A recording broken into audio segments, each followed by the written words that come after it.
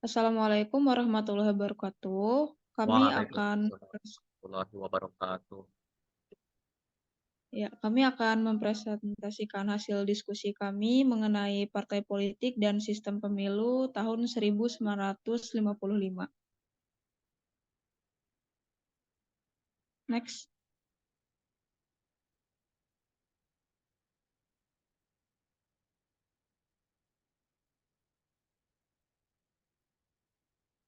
Ya, untuk anggota yang pertama ada saya sendiri, Auladina, lalu ada Cukup Mas Dianti, lalu ada Daniela Sixpe, yang keempat ada Diana Esmeralda, lalu ada Hafiz Hidayat, dan yang terakhir Pijar Syifa Aditama. Selanjutnya akan dijelaskan oleh Pijar.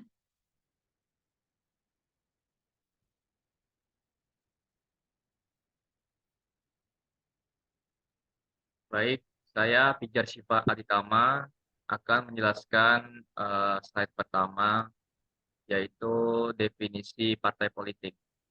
Definisi partai politik secara umum merupakan gabungan dari kata partai dan politik. Secara singkat, kata partai berasal dari bahasa Latin, yaitu partire, yang berarti membagi. Sedangkan politik berasal dari kata politik Inggris, ya dalam bahasa Inggris, merujuk pada sifat pribadi atau perbuatan. Kata politik dalam Kamus Besar Bahasa Indonesia atau KBBI yaitu pengetahuan mengenai ketatanegaraan atau kenegaraan, seperti tentang sistem pemerintahan maupun dasar pemerintah.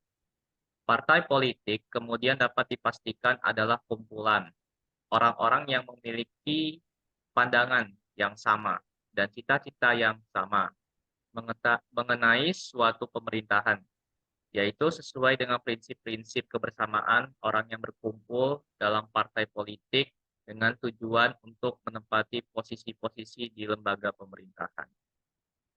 Definisi partai politik menurut salah satu ahli yaitu Miriam Budiarjo, partai politik adalah sarana bagi warga negara untuk turut serta atau berpartisipasi dalam proses pengelolaan negara.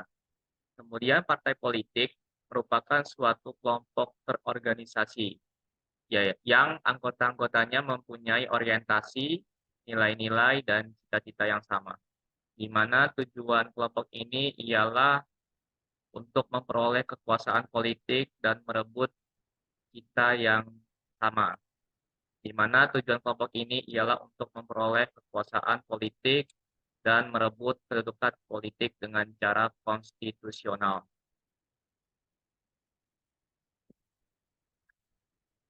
Masa parlementer, yaitu pada tahun 1950 sampai dengan 1959, menurut Undang-Undang Sementara 1950, sistem pemerintahan negara adalah sistem parlementer, yaitu kabinet disusun menurut penimbangan kekuatan kepartaian dalam parlemen. Presiden hanya merupakan lambang kesatuan saja yang berarti sistem parlemen sangat berkuasa. Pada masa demokrasi liberal, parlemen memiliki peran yang sangat penting karena menjadi perpanjangan tangan dari rakyat yang ikut dalam perpolitikan negara. Selain itu, kabinet diperbolehkan melakukan kritik kepada pemerintah apabila tidak setuju terhadap kebijakan pemerintah. Selama Indonesia berdiri, mulai 17 Agustus 1945 hingga 5 Juli 1959, Indonesia menganut sistem demokrasi parlementer.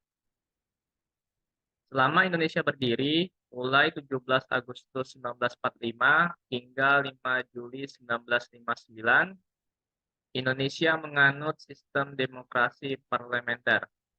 Tokoh yang mempercayai sistem ini adalah Muhammad Hatta dan Sultan Syahrir.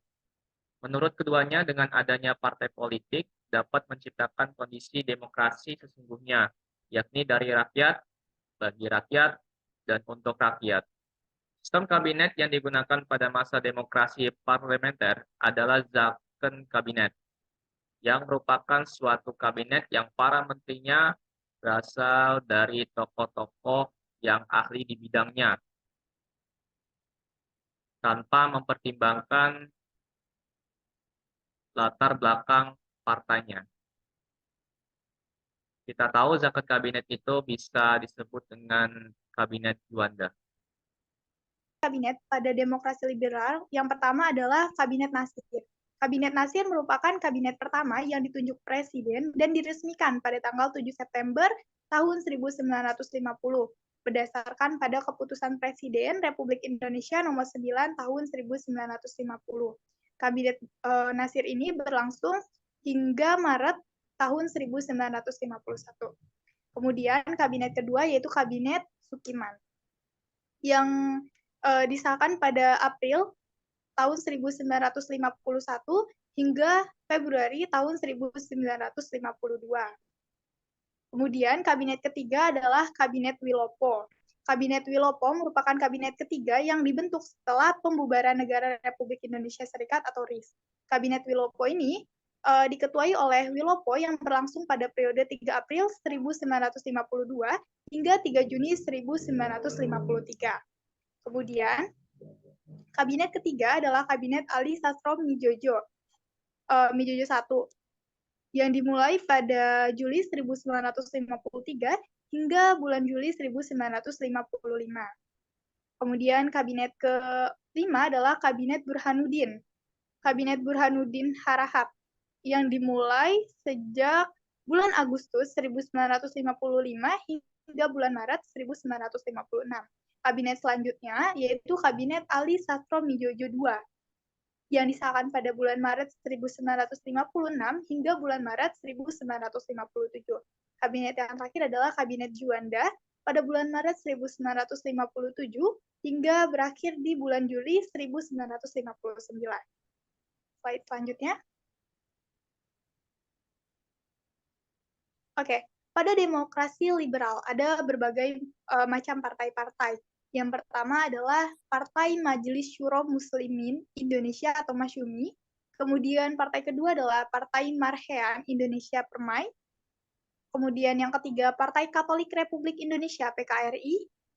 Yang keempat Partai Sosialis Indonesia PSI. Yang kelima Partai Komunis Indonesia atau PKI. Kemudian ada Partai Nasional Indonesia PNI. Partai Rakyat Sosialis PRS. Partai Kristen Indonesia Parkindo. Partai Rakyat Jelata, PRJ, serta yang terakhir adalah Partai Buruh Indonesia, PBI.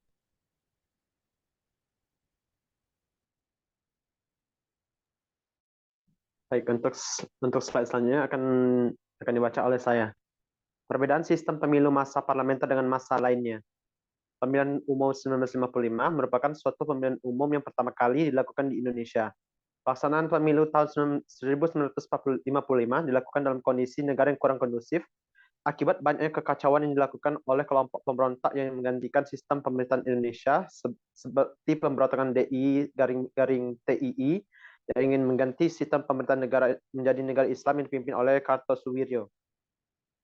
Pergantian kabinet yang terjadi secara terus-menerus membuat dilaksanakannya pemilu. Pemilu 1955 merupakan suatu peristiwa terbesar kedua yang terjadi di Indonesia setelah proklamasi kemerdekaan RI tahun 1945 karena seluruh masyarakat Indonesia memiliki rasa antusias dan partisipasi demi keberlangsungan pemerintahan bangsa Indonesia. Hal ini dapat dibuktikan dengan jumlah masyarakat yang mengikuti pemilu lebih dari 91% masyarakat Indonesia. Terdapat beberapa partai yang berkompetisi untuk merebutkan kursi dalam pemerintahan. Dua partai yang paling utama tersebut adalah PNI dan Masyumi.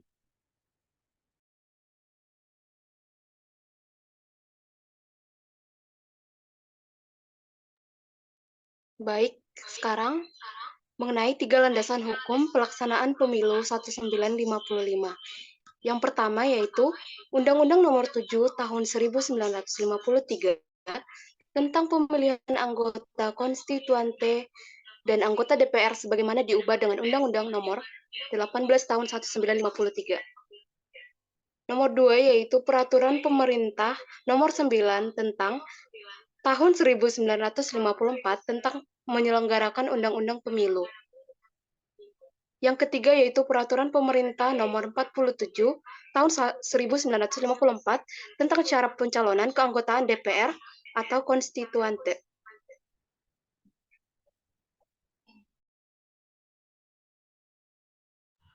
Yang keempat akan saya bacakan, yaitu mengenai hambatan dan tantangan pemilu 1955 pada masa parlementer. Yang pertama adalah hambatannya kondisi Indonesia yang belum kondusif akibat dari serangan dan bentuk pemberontakan DITI. Yang kedua, pemerintah Belanda yang sepenuhnya belum lepas dari Indonesia. Yang ketiga, rendahnya kestabilan negara akibat adanya konflik internal yang berasal dari golongan-golongan pemberontak yang hendak mengganti sistem pemerintahan Indonesia.